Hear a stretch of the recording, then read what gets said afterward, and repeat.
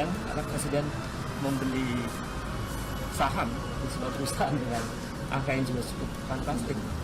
Dan itu bagi kami tanda tanya besar. Apakah seorang anak muda yang baru mendirikan perusahaan dengan mudah mendapatkan penyertaan modal dengan angka yang cukup fantastis kalau dia bukan anak presiden?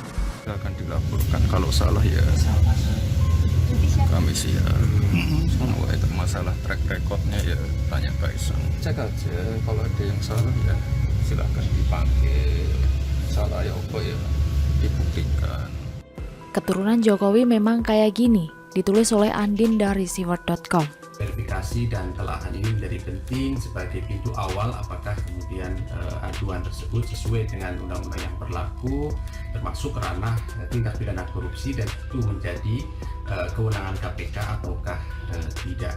Apabila kemudian menjadi kewenangan KPK, tentu akan ditindaklanjuti sesuai dengan mekanisme aturan hukum yang berlaku. Karakter merupakan pembawaan seseorang yang sudah secara alami ada dalam diri manusia. Sifat penyabar, pemarah, teliti, dan sebagainya merupakan sifat atau karakter seseorang. Jika saja seseorang pernah marah berubah menjadi penyabar, tapi sulit untuk bertahan lama. Bersyukurlah jika kita dikaruniai para pemimpin dengan karakter alamiah yang baik-baik.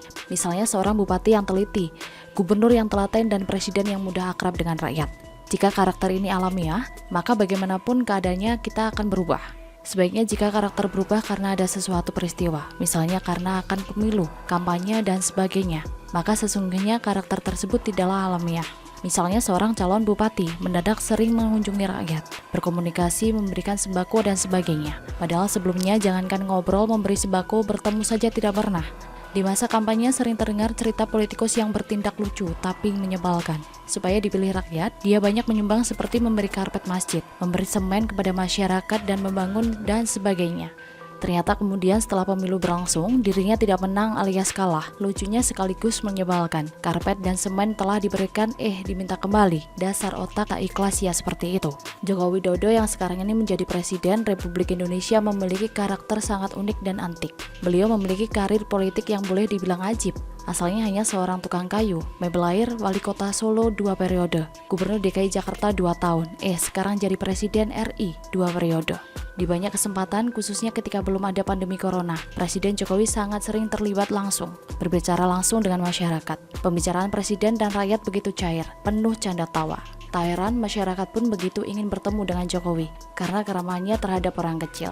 Sehingga tak heran jika Presiden Jokowi berkunjung ke daerah manapun, masyarakat pun begitu antusias menyambut. Bahkan ketika Jokowi sekedar belanja di mal, masyarakat begitu antusias ingin berfoto bersama dan melihat Presiden secara langsung. Karakter antik Jokowi ini rupanya menurun terhadap anak-anaknya, khususnya Kaisang dan Gibran Rakabuming. Kaisang walaupun masih muda dan jadi pengusaha sukses, gayanya sudah seperti biasa saja.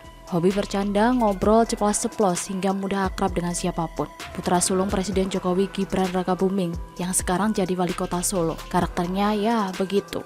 Hobi terjun langsung ke masyarakat, ngobrolnya santai dan penuh etika, sehingga banyak orang yang tersihir dan menyukainya. Tak heran walaupun baru seumur jagung jadi wali kota Solo, konon PDIP berencana mengajak Gibran untuk menjadi calon gubernur DKI Jakarta. Wow, keren. Sekarang ini Kaisang dan Gibran dilaporkan ke KPK dengan tuduhan korupsi, cuci muka, dugaan cuci uang, dan sebagainya. Pelapornya adalah Ubadillah Badrun, yang merupakan seorang dosen dari UNJ. Jokowi Mania yang merupakan relawan pendukung Jokowi berencana melaporkan balik Ubadillah Badrun. Wali kota Solo Gibran Rakabuming Raka merespon langkah Jokowi Mania yang berencana melaporkan balik dosen Universitas Negeri Jakarta atau UNJ yang juga aktivis 98 Ubadillah Badrun ke polisi. Rasa tekne wae, tidak usah biarkan saja, kata Gibran di Solo, Jawa Tengah, Jumat 14 Januari 2022. Alasan dirinya meminta Jokowi Mania tidak melaporkan balik Ubadillah Badrun ke polisi, karena tuduhan dosen UNJ kepada dirinya dan adik kandungnya Kaisang Pangarep tidak terbukti. Karena itu, suami Selvi Ananda itu meminta kepada Jokowi Mania untuk fokus bekerja dan tidak menanggapi laporan dosen UNJ terhadap dirinya.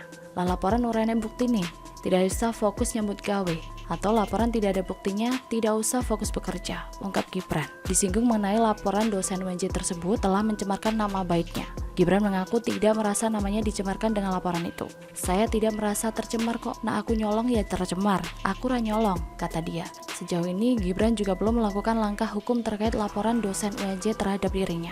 "Koyoran duwe gawean," ungkapnya. Keturunan Jokowi memang kayak gini, hati mereka tidak dendaman, cuek, santai, dan tidak mau punya musuh.